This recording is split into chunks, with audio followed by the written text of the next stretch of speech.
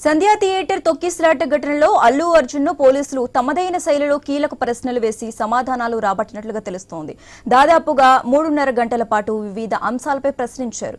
Pushpa premier సందర్భంగా ఈ నెల 4న రాత్రి ఏం జరిగిందన్న విషయంపైన పోలీసులు అల్లు అర్జున్ ను సమాధానాలు రాబట్టారు. చిక్కడపల్లి సీఐ రాజు నాయక్ ఆధ్వర్యంలో విచారణ జరిగింది.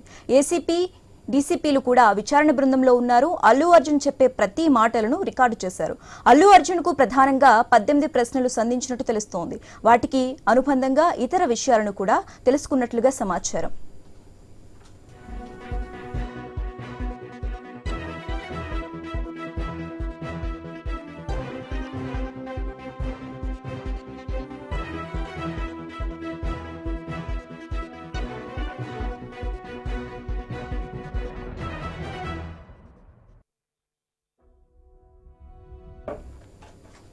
పోలీసులు సంధ్యా థియేటర్ కు హీరోయిన్స్ రాకూడదని పక్కాగా సమాచారం ఇచ్చినప్పుడు సంధ్యా థియేటర్ నిర్వాహకులు అదే సమాచారాన్ని పుష్ప టీం కు చెప్పినప్పుడు పర్మిషన్ లేదని క్లియర్ గా ఇన్ఫార్మ్ చేసినప్పుడు థియేటర్ కు వచ్చారని సూటి ప్రశ్నను పోలీసులు సంధించారు.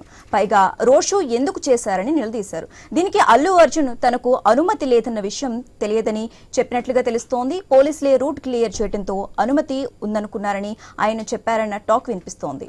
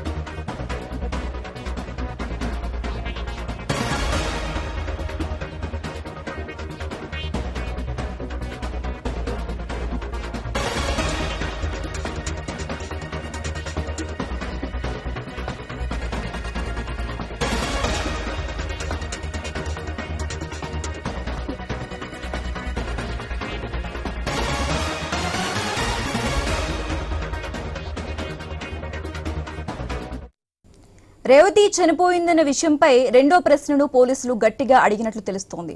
రేవతి తొక్కిసలాటలో మృతి చెందిందన్న విషయం తెలుసా అని అడిగితే అల్లు అర్జున్ తెలుసు అని చెప్పారు.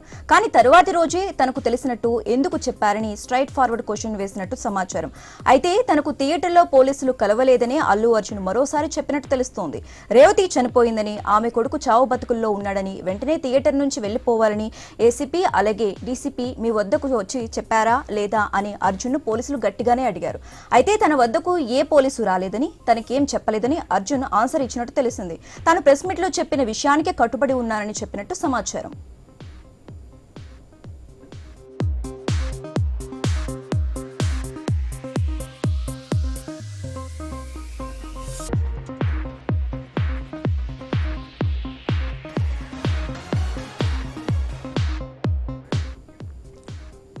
అయితే ఇంతలోనే అర్జున్ ను ఓ వైపు ప్రశ్నిస్తున్న సమయంలో ఆయన బౌన్సర్ల టీం లీడర్ ఆంటోనీని పోలీసులు అరెస్టు చేశారు. అర్జున్ తరపు లాయర్ల బృందం కూడా పోలీస్ స్టేషన్ కు వెళ్లింది. అయితే ఒక లాయర్ ను మాత్రం అర్జున్ ను ప్రశ్నిస్తున్న రూమ్ కు దూరంగా ఉండి చూసేందుకు అనుమతి ఇచ్చారు.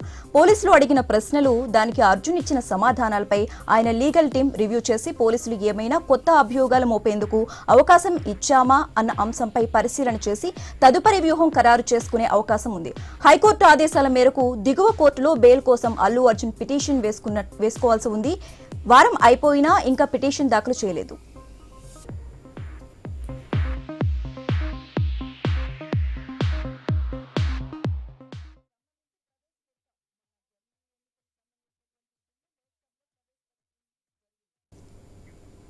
రైట్, ఇక అల్లు అర్జున్ అంశానికి సంబంధించి చిక్కడపల్లి పోలీస్ స్టేషన్ నుంచి మా ప్రతినిధి రవిచంద్ర లైవ్ ద్వారా అందిస్తారు. రవిచంద్ర. శశిరేఖ, అయితే సుదీర్ఘ సమయం 3.5 గంటల పాటు అల్లు అర్జున్ని ఇదే చిక్కడపల్లి పోలీస్ స్టేషన్లో విచారణ చేపట్టారు. 3.5 గంటల పాటు విచారణ చేపట్టారు. అల్లు అర్జున్తో పాటు అలా తండ్రి, అల్లు అర్జున్ తండ్రి అరవింద్తో పాటు వాళ్ళ మామ చంద్రశేఖర్ రెడ్డి కూడా వచ్చారు. అంతేకాకుండా అల్లు అర్జున్కి సంబంధించిన అడ్వకేట్లు కూడా వచ్చారు. అందులో అశోక్ రెడ్డి కొన్ని సలహాలు, అడ్వకేట్ అశోక్ రెడ్డి ఆయనకు కొన్ని సలహాలు సూచనలు ఇచ్చారు. దీంతో ఆ రోజు జరిగినటువంటి ఒక సంఘటన విషయంలో అసలు ఏం జరిగింది ఏంటనేది ఆ రోజు జరిగిన సంఘటన నుంచి ఈ రోజు వరకు ఇవాళ వరకు ఉన్నటువంటి అంశాన్ని, ఈ మధ్యలో జరిగిన ప్రెస్ మీట్ల అంశం కూడా ప్రస్తావనకు వచ్చినట్లు సమాచారం ఉంది. ప్రెస్ మీట్లలో ఎందుకు ఈ విధంగా మాట్లాడాల్సి వచ్చింది ఏంటి అనే అంశంలో కూడా ప్రశ్నలు సంధించినట్టు తెలుస్తుంది. చాలా ప్రశ్నలకు ఆయన సమాధానాలు చెప్పినట్టే పోలీసులు చెప్తున్నారు. పోలీసులు కూడా చాలా ఖుషిగా కనపడుతున్నారు. విచారణ చేపట్టినట్టుగా ఏసీబీ కావచ్చు, ఎస్హెచ్ఓ కావచ్చు, ఇందులో ఉన్నట్టుగా పోలీసు ఉన్నతాధికారులు కూడా ఖుషిగా కనపడుతున్నారంటే చాలా అంశాలని కూలంకుషంగా చెప్పినట్టు. మధ్యలో కాస్త బ్రేక్ ఇచ్చారు. మిగతా సమయం అంతా అంటే 3.5 గంటల పాటు విచారణ జరిగింది.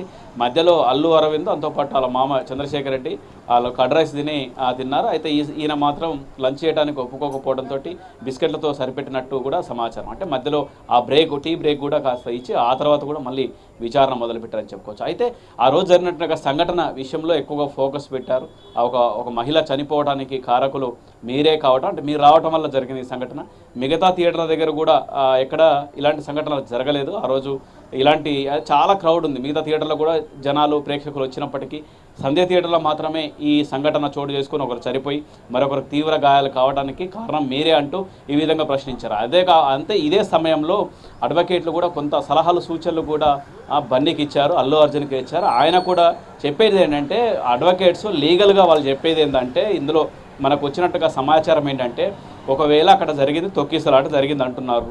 మరి తొక్కిసలాట జరిగితే బాబుకు కానీ ఆ మహిళకు కానీ ఎక్కడ కానీ రిబ్స్ విరిగాయా, ఏమైనా గాయాలైనాయా, ఎక్కడైనా బోన్ విరిగిందా, కనీసం గాయాలైనాయా, బ్లడ్ ఏమైనా బయటకు వెళ్ళిందా, ఇలాంటిది లేకపోతే ఏమన్నా ఇంకా కొంత ఏమన్నా ఇబ్బందులు అయినాయా అనేటువంటి కోణంలో కూడా పోలీసులకు సమాధానం చెప్పినట్టు కూడా తెలుస్తుంది. దీంతో సఫకేషన్ తోటి అంటే ఊపిరాడకపోవడంతో ఆ మహిళ చనిపోయింది. ఆ బాబు కూడా ఆ విధంగా ఆక్సిజన్ అందకపోవడం వల్ల, జనరల్గా ఆక్సిజన్ అందకపోతే హార్ట్ స్ట్రోక్ ఉంటుంది, లేదంటే బ్రెయిన్ స్ట్రోక్ ఉంటుంది. ఆక్సిజన్ ఎందుకంటే మనిషి ఆక్సిజన్ తీసుకుంటే 80% బాడీ తీసుకుంటే 20% బ్రెయిన్ తీసుకుంటుంది ప్రతి ఒక్కరికి. అదేవిధంగా బ్రెయిన్కి ఆయనకు ఆక్సిజన్ అందకపోవడంతో ఆ బాబు శ్రీతేజ్ అనే ఆయన కోమాలోకి వెళ్ళిపోయి ఇప్పటికీ కూడా కోలుకోలేనట్టుగా పరిస్థితి, చావుతో పోరాడుతున్నట్టుగా పరిస్థితి ఉంది. అంటే ఆ విధంగా జరగడానికి కారణం ముఖ్యంగా సఫకేషన్. అంటే థియేటర్ యాజమాన్యం సరైన వసతులు సౌకర్యాలు కల్పించకపోవడం వల్ల ఈ సంఘటన జరిగిందని థియేటర్ మీద నెట్టేయడానికి ప్రయత్నం జరిగింది. థియేటర్ యాజమాన్యం కూడా గతంలో అరెస్టు చేశారు. యాజమాన్యం అందులో బాధ్యుల్ని, అందులో ఓనర్ని కావచ్చు, అందులో మేనేజర్ని కావచ్చు, ప్రతి ఒక్కరిని బాల్కనీ మీద అందరినీ, అందులో ఉన్నటువంటి సిబ్బందిని చాలామంది అందరినీ బాధ్యులు చేసి అందరిని ముందస్తుగా అరెస్ట్ చేశారు. థియేటర్ మీద కేసులు పెట్టారు, థియేటర్కి నోటీసులు ఇచ్చారు.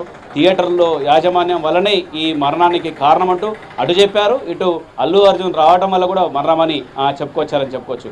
ఎందుకంటే లోపలికి ఏం జరిగిందంటే ఆ రోజు అల్లు అర్జున్ సినిమా చూసేందుకు లోపలికి వెళ్ళారు. ఫస్ట్ అంటే తక్కువ క్లాసు, ఆ తర్వాత మిడిల్ క్లాసు, బాల్కనీ క్లాస్ ఉంటుంది కదా, ఈ విధంగా మధ్యలో ఉన్నటువంటి క్లాసులతోటి ఒక్కసారి ఏం జరిగిందంటే అల్లు అర్జున్ వచ్చినటువంటి సమయంలో ఒక్కసారిగా బయట ఉన్న వాళ్ళంతా ఏకాఏకిన లోపలికి రావడంతో అందులో ఉన్నటువంటి వాళ్ళకి ఆక్సిజన్ సరిపోలేదు. ఉన్నటువంటి 50 మందికి సరిపోని సౌకర్యాలు ఉంటే ఏకంగా 150, 200, 400 ఇట్లా ఒక్కసారి వచ్చేసరికి మొత్తం ఉక్కిరి బిక్కిరి అయిపోయింది. హాల్ కావచ్చు, బాల్కనీ కావచ్చు, బయట కావచ్చు, మొత్తం పరిసరాలంతా ఒక్కసారిగా ఉక్కిరి బిక్కిరి కావడంతో